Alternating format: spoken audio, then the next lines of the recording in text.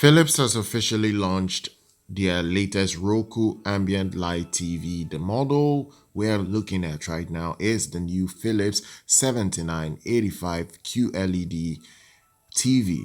Now, they've decided to replace last year's model, the Philips 7875 series LED LCD TV. That model was a bit, I would say, successful for them at that time, but they've decided to improve upon it with the release of the new Philips 7985. So we have to talk about what you're getting, because this particular TV is meant for your living room. It also has the technology that has made Philips TVs very unique and popular over the years, which is AMBILIGHT. Basically, having this glow behind the screen, it makes your pictures even better than what a typical LED TV can deliver. It's a unique technology they've had for several years. So we have to now talk about the brand, because they are still using the same QLED display here, and they have this sheet of quantum dots. The quantum dot sheet is placed between the LED backlight and the LCD panel to improve color. Quantum dots are nano microscopic particles that emit color when hit with a light source. That's basically what the company has implemented. Once again, the Philips 7985 does have a range of support from the 4K resolution that it can pass through, to the fact that it has Roku. It even has this Roku Backdrops that can display artwork or personal photos.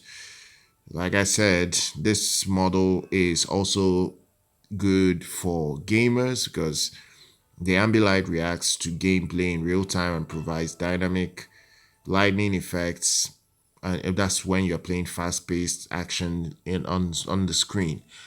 So look, we have to now talk about the main support in terms of HDR, because it does support almost all the HDR formats out there. It supports HDR10, it supports Dolby Vision, it supports HLG, and in fact, it provides you with the coverage of almost all the high dynamic range that you can expect. That it doesn't support HDR10 plus, which is a Samsung thing, but it does support almost all the high dynamic range out there. It supports also Dolby Atmos. That's for the audio side of things. It supports Dolby Atmos, and it's very compatible with most sound bars out there easily, and provides immersive audio, multi-dimensional audio.